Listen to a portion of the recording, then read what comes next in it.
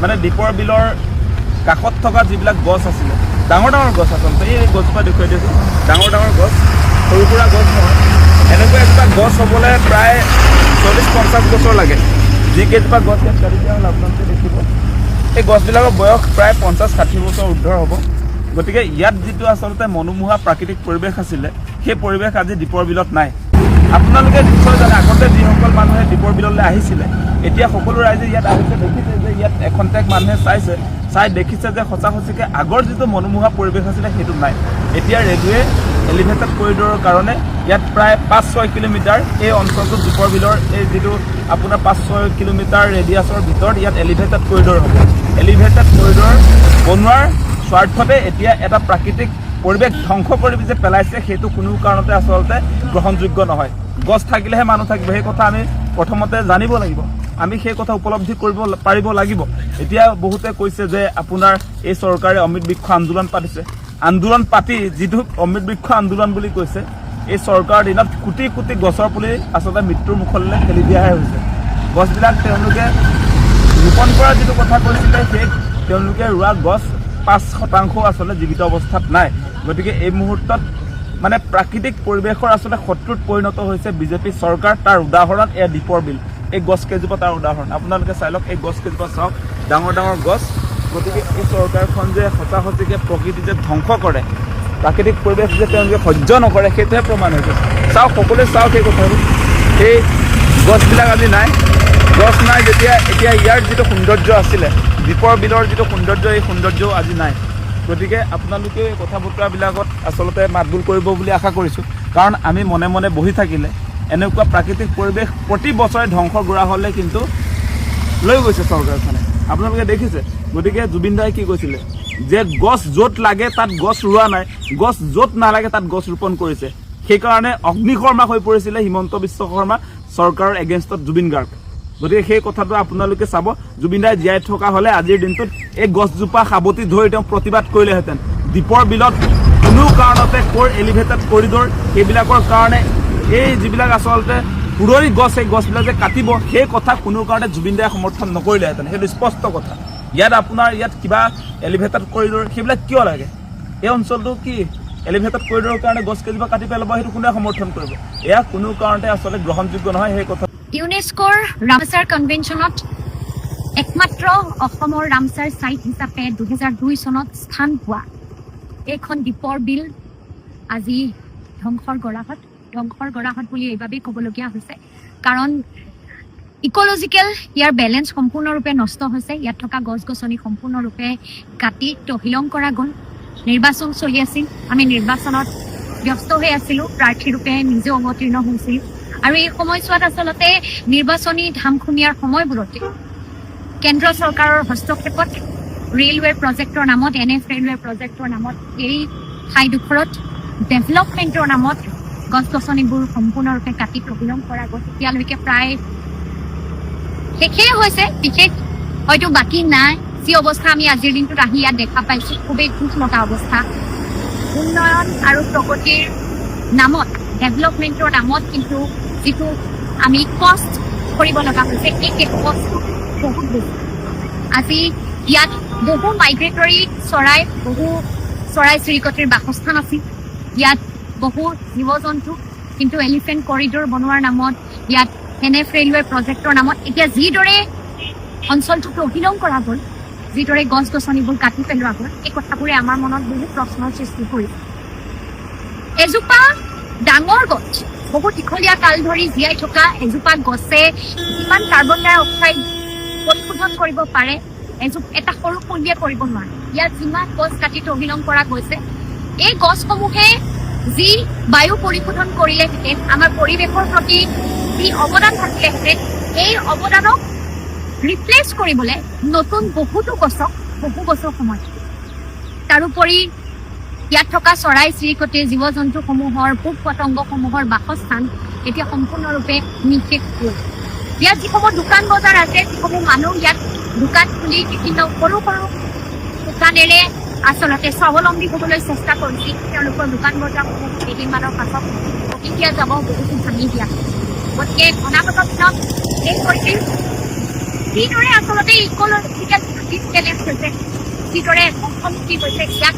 ৰিষ্টৰেশ্যন কিদৰে কৰিব, এই গছ গছনিবোৰ যিদৰে কাটি পেলোৱা হ'ল, এই গছ গছনিবোৰৰ যিটো লছ হ'ব ইক'লজি পৰিৱেশত, এই লছটো কিদৰে ভৱিষ্যতে কমাবলৈ চেষ্টা কৰা যাব, কি পৰিকল্পনা হ'ব অনাগত দিনত এই ঠাইখনে নিজৰ ঐতিহ্য, নিজৰ যি স্থিতি, নিজৰ যি ইক'লজিকেল বেলেঞ্চ ইয়াক ঘূৰাই পাবলৈ আৰু কিমান বছৰ, বহু বছৰ হয়তো লাগিব, এই কামবোৰ কিদৰে কৰা হ'ব এয়া আমি আজিৰ দিনটোত ভালদৰে নাজানো।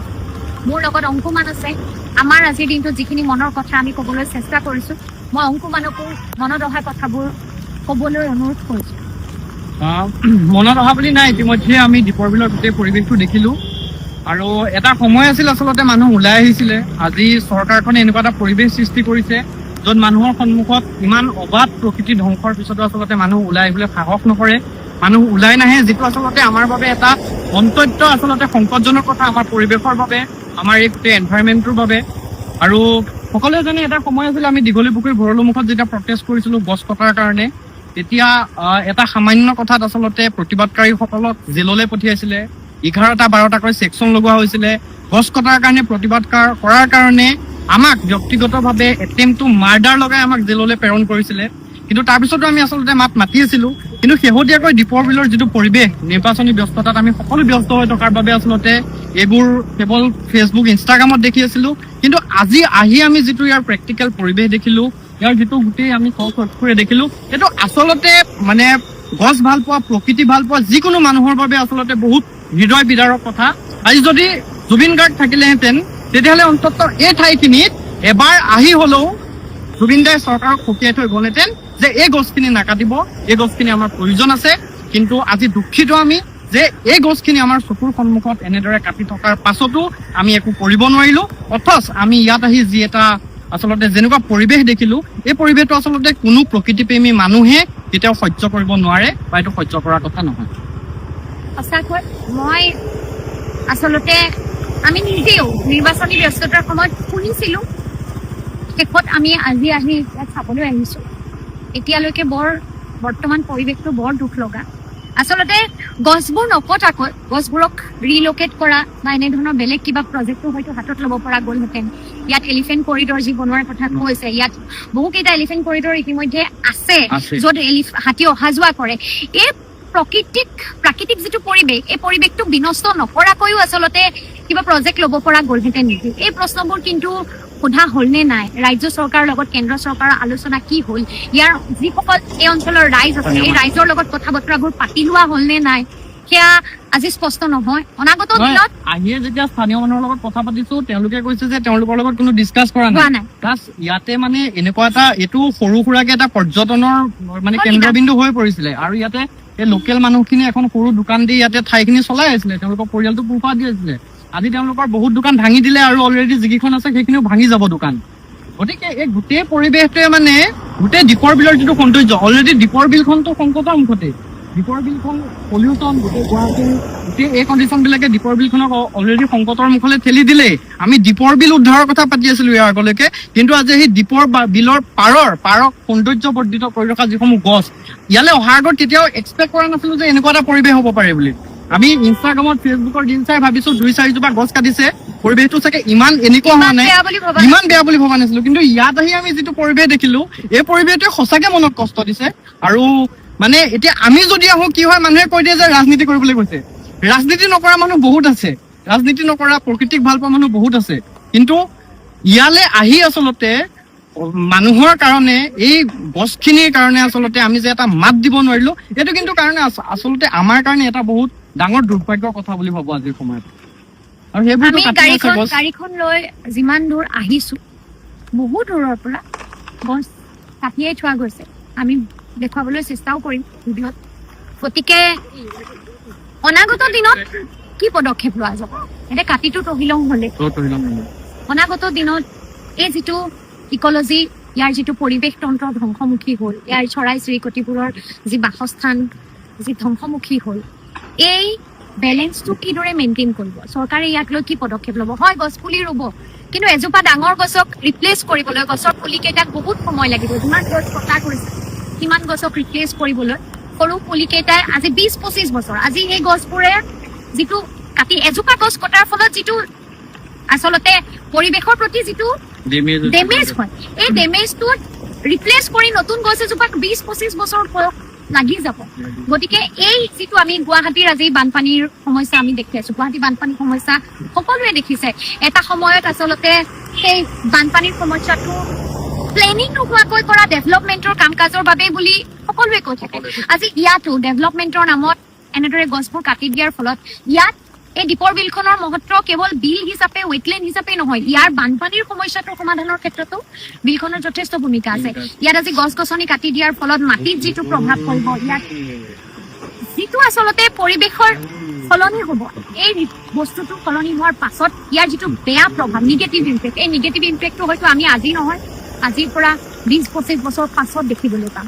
গতিকে এই কথাবোৰ কিন্তু আমি পাতিব লাগিব, চৰকাৰে আমাক ক'ব লাগিব যে কেন্দ্ৰ চৰকাৰ লগতে ৰাজ্য চৰকাৰেও এই কথাবোৰ স্পষ্ট কৰিব লাগিব যে এই পৰিৱেশটো ৰিষ্টৰ কৰিবৰ কাৰণে, ইয়াত যিটো ডেমেজ হৈছে এই ডেমেজটো কণ্ট্ৰল কৰিবৰ কাৰণে, মিটিগেট কৰিবৰ কাৰণে চৰকাৰৰ পদক্ষেপ কি। লগতে আৰু এটা কথা, ইয়াত যিসকল মানুহে দোকান বজাৰ দি চলি আছে, দোকান দি যিসকল মানুহে ইমান কেইটা দিনত নিজৰ জীৱন নিৰ্বাহ কৰি আছে, এই দোকানসমূহ ভাঙি দিয়া যাব আৰু তেওঁলোকক এতিয়ালৈকে কোৱা হোৱা নাই যে তেওঁলোকে দোকান ক'ত দিব পাৰিব, তেওঁলোকৰ ভৱিষ্যত জীৱন কিদৰে চলিব। খুব দুখ লগা। আজি গছ গছনিয়েতো নিজে প্ৰতিবাদ কৰিব নোৱাৰে, পাৰিব জানো? গছে ক'ব পাৰিব নেকি মোক নাকাটিবা? গছেতো ক'ব নোৱাৰে। কিন্তু আমি মানুহে বুজি পাওঁ নাপাওঁ জানো? গতিকে ডেভেলপমেণ্ট কৰাৰ নামত সদায় প্ৰকৃতিয়ে উত্তৰ দি থাকিব লাগিব নেকি? আজি ইয়াত যিটো ধ্বংস হ'ল, এই ধ্বংসৰ উত্তৰটো কিন্তু আমি হয়তো আৰু 20-25 বছৰৰ পাছত প্ৰকৃতিও আমাক দিব। আজি গুৱাহাটীততো আমি উত্তৰবোৰ পাইছোঁ। গতিকে আমি বিকল্প কিবা উপায় নোলালেহেঁতেন জানো? বিকল্প এই দীপৰ বিলৰ প্ৰাকৃতিক সৌন্দৰ্য, দীপৰ বিলৰ যিটো ইক'লজি, যিটো আচলতে ইয়াৰ পৰিৱেশ তন্ত্ৰ, এই পৰিৱেশ তন্ত্ৰক ধ্বংস নকৰাকৈ বিকল্প পথ নিৰ্মাণৰ ব্যৱস্থা কৰিব পৰা নগ'লহেঁতেন।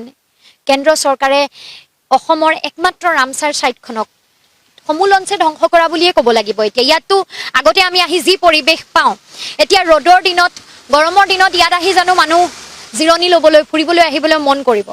ইয়াত চৰাই চিৰিকটিবোৰ, ইয়াত বহু মাইগ্ৰেটৰী বাৰ্ড আহে, এতিয়া সেই চৰাই চিৰিকটিবোৰতো নাহিব। ইয়াৰ ইক'লজিকেল বেলেঞ্চটো সম্পূৰ্ণৰূপে নষ্ট কৰা হ'ল। গতিকে ইয়াৰ মাটিৰ যিটো উৰ্বৰতা, মাটিৰ যিটো শক্তি, এই মাটিৰ শক্তিটোতো গছ কাটি দিয়াৰ ফলত সম্পূৰ্ণৰূপে ধ্বংস হ'ব। গতিকে বৰ বেয়া লগা কথা। এনেকুৱা এটা পৰিৱেশ সৃষ্টি হৈছে য'ত মানুহে একেবাৰে মাত মাতিবলৈ ভয় কৰা হৈছে। আজি দীঘলী পুখুৰীৰ সময়ত আমি দেখিছিলোঁ যে ছবি অঁকাৰ বাবে, দীঘলী পুখুৰীৰ গছ কটাৰ প্ৰতিবাদ কৰাৰ বাবে চিত্ৰশিল্পী, মই ৰাইজৰ দলত আছোঁ, আমাৰ ৰাইজৰ দলৰো এজন সতীৰ্থ তেওঁ আছে ইয়াতে, আজি তেওঁলোকক এৰেষ্ট কৰি লৈ যোৱা হৈছিল। ৰাষ্ট্ৰদ্ৰোহীৰ দৰে গোচৰ, এটেম্প টু মাৰ্ডাৰৰ দৰে গোচৰ লগাই দিয়া হৈছিল। গতিকে মানে কেৱল মাত মাতিলে, প্ৰতিবাদ কৰিলেই চৰকাৰখন এনে এটা পৰ্যায়লৈ গুচি যায় যে মানুহক আচলতে যি গণতান্ত্ৰিক আমাৰ অধিকাৰ, যি সাংবিধানিক অধিকাৰ, এই অধিকাৰবোৰ সম্পূৰ্ণৰূপে ধ্বংসই কৰি দিয়ে। জেলতে ৰাখি ওলাই আহিব নোৱাৰা পৰ্যায় এটা সৃষ্টি কৰে, যাৰ বাবে হয়তো আজি নিৰ্বাচনৰ সময়বোৰত এই পৰিৱেশত যেতিয়া ইয়াত গছ কটা আৰম্ভ হ'ল, মানুহ ওলাই আহিবলৈও বহু পৰিমাণে ভয় খালে। আমি নিজেও কথাবোৰ বহুত দেৰিকৈ গম পালোঁ আৰু এতিয়া যেতিয়া গম পাইছোঁ, দেখিছোঁ যে ইয়াত থকা মানুহখিনি ভয়ত, তেওঁলোকৰ যিসকলৰ দোকান বজাৰো আছে তেওঁলোকো ভয়ত আজি কঁপি আছে যে আমাৰ দোকানবোৰো শেষ হৈ যাব, অঞ্চলটো শেষ হৈ গ'ল, আমি একো কৰিব নোৱাৰিলোঁ। মৌনতা তেওঁলোকে আঁতৰি গৈ বেলেগ বিকল্প বাছি লোৱাৰ বাহিৰে তেওঁলোকৰ হাততো উপায় নাই। গতিকে ক'ৰবাত গণতান্ত্ৰিক অধিকাৰবোৰ কাঢ়ি নিয়া হৈছে, ক'ৰবাত সাংবিধানিক অধিকাৰবোৰ কাঢ়ি নিয়া হৈছে, মানুহৰ মাত মতাৰ অধিকাৰবোৰ ভয় ভাবুকিৰে কাঢ়ি নিয়া হৈছে। আৰু সেইবাবে আজি এনে এটা পৰিৱেশত আচলতে ইয়াত যিদৰে মানুহ ওলাই আহিব লাগিছিল সেইদৰে একো নহ'ল। উচ্চতম ন্যায়ালয়ৰ মুখ্য ন্যায়াধীশ সূৰ্যকান্ত ডাঙৰীয়াই যেনেধৰণেৰে নিবনুৱা যুৱক যুৱতীসকলক পঁইতাচোৰাৰ লগত তুলনা কৰিলে, সেই কথাটোৱে আমাক কিন্তু সাংঘাতিক ধৰণেৰে ভবাই তুলিছে। তেখেতৰ মন মগজু আৰু তেখেতৰ চিন্তাধাৰা কিমান যে নিম্ন মানদণ্ডৰ হ'ব পাৰে, সেই কথাখিনি তেখেতৰ বক্তব্যৰ দ্বাৰা আচলতে পৰিগণিত হৈছিল। এখন দেশৰ উচ্চতম ন্যায়ালয়ৰ এজন মুখ্য ন্যায়াধীশৰ মুখত যদি এনেকুৱা ধৰণৰ কথা আহে, তেতিয়াহ'লে তেখেতে সংবিধানখনক কেনেকৈ সুৰক্ষা প্ৰদান কৰিব, এই কথাটো আমি বিচাৰ কৰি চাব লাগিব। আমি জানো তেখেত RSSৰ পৰা অহা এজন ব্যক্তি আৰু বৰ্তমান ন্যায়িক ব্যৱস্থাটোতো কেনেধৰণেৰে RSSে গ্ৰাস কৰিবলৈ লৈছে সেয়া আমি বিভিন্ন সময়ত দেখা পাইছোঁ। এতিয়া কথা হ'ল ভাৰতৰ দৰে এখন জনবহুল দেশত আমাৰ যে বৰ্ধিত নিবনুৱা সমস্যা, সেই নিবনুৱা সমস্যা সমাধান কৰাৰ মূল দায়িত্ব কিন্তু চৰকাৰখনৰ থাকে আৰু গোটেই ব্যৱস্থাটোৰ থাকে। কিন্তু এই চৰকাৰখনে বিগত সময়বোৰত নিবনুৱা সমস্যাৰ ক্ষেত্ৰত কেনেধৰণৰ ব্যৱস্থা গ্ৰহণ কৰিছে সেয়া আমি দেখিছোঁ। যে ডিফেন্স ছেক্টৰত যি নিযুক্তি হ'ব লাগে সেই নিযুক্তি প্ৰক্ৰিয়া কিমান হ্ৰাস কৰা হ'ল সেয়া আমি সকলোৱে জানো। অগ্নিবীৰৰ যোগেদি 4 বছৰীয়া চাকৰিৰ যি ব্যৱস্থা কৰিলে তাৰ দ্বাৰা দেশৰ নিবনুৱাসকলৰ কোনো ধৰণৰ সমস্যা কেতিয়াও সমাধান হ'ব নোৱাৰে। আৰু বিভিন্ন ক্ষেত্ৰতো দেখিলোঁ যে অৰ্থনৈতিকভাৱে যদি আমাৰ দেশখনৰ উন্নয়ন নহয় তেতিয়াহ'লে ইয়াত যিসকল লোকে চাকৰি বাকৰি পায় সেয়া আচলতে সুদূৰ পৰা হত। দ্বিতীয় কথা হৈছে যি ধৰণেৰে পুঁজিপতিসকলক আগবাঢ়ি যাবলৈ সুবিধা দিয়া হৈছে বা গোটেই পুঁজিপতি ব্যৱস্থাটোক উৎসাহিত কৰা হৈছে, তাৰ ফলতো কিন্তু আমাৰ যুৱ প্ৰজন্ম সাংঘাতিক ধৰণেৰে ক্ষতিগ্ৰস্ত হৈছে। আমি দেখিলোঁ যে বিমুদ্ৰাকৰণৰ জৰিয়তে সেই দুখীয়া মানুহখিনিয়ে আচলতে কষ্ট লাভ কৰিলে। তেওঁলোকে 150জন যি ব্যক্তিৰ মৃত্যু হ'ল সেয়া আচলতে কোনো ধনী ঘৰৰ মানুহ মৃত্যু হোৱা নাই, মৃত্যু হৈছে দুখীয়া ঘৰৰ মানুহৰ।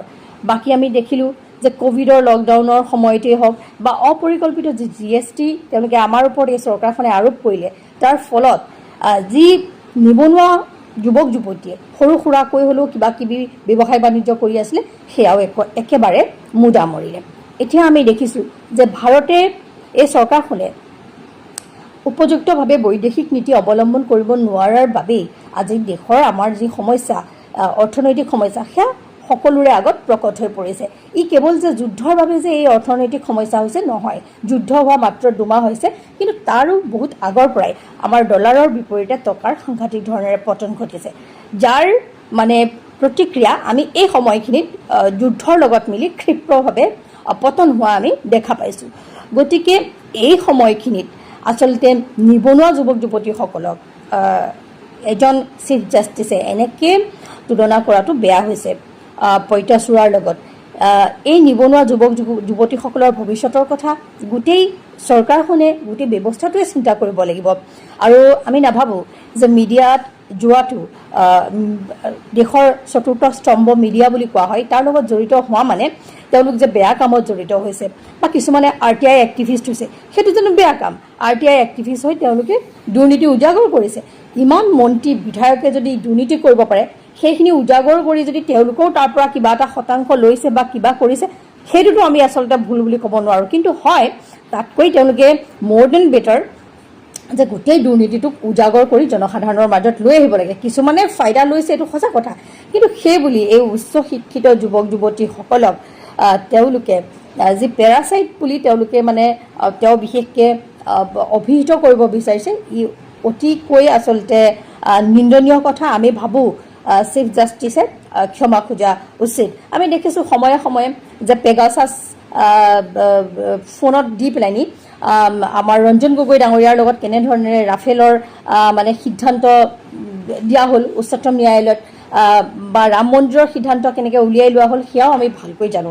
কোনোবা মহিলাৰ দ্বাৰা এলিগেশ্যন লগাই কেনেকৈ তেওঁক বন্দী কৰা হ'ল, কি কৰা হ'ল। তাৰপাছত আমি দেখিলোঁ তাৰ পিছৰজন চিফ জাষ্টিছ আৰু এজন আছিল, মই নামটো পাহৰি গৈছোঁ, তেখেতক আমি ইমান ভাল ভাল বুলি ভাবি থকাৰ শেষ মুহূৰ্তত তেখেতে গৈ তেখেতৰ নিজৰ মন্দিৰত নৰেন্দ্ৰ মোদীক লৈ যি পূজা অৰ্চনা কৰিলে, তাৰ পৰাও আমি দেখা পালোঁ তেখেতৰ স্বৰূপটো শেষৰ অৱস্থাত তেখেতে নিজৰ স্বৰূপটো দেখুৱাই থৈ গ'ল। আৰু বৰ্তমানৰ যিজন চিফ জাষ্টিছ তেওঁৰ মন মানসিকতা যে অতি নিকৃষ্ট সেই কথাটো আচলতে দেখুৱাই থৈ গ'ল। গতিকে তেখেতলোকৰ এই কথাবিলাকক আমি ঘোৰ নিন্দা কৰিছোঁ আৰু দেশৰ যুৱক যুৱতীসকলক এনেকৈ অপমান কৰাটো কেতিয়াও উচিত নহয়।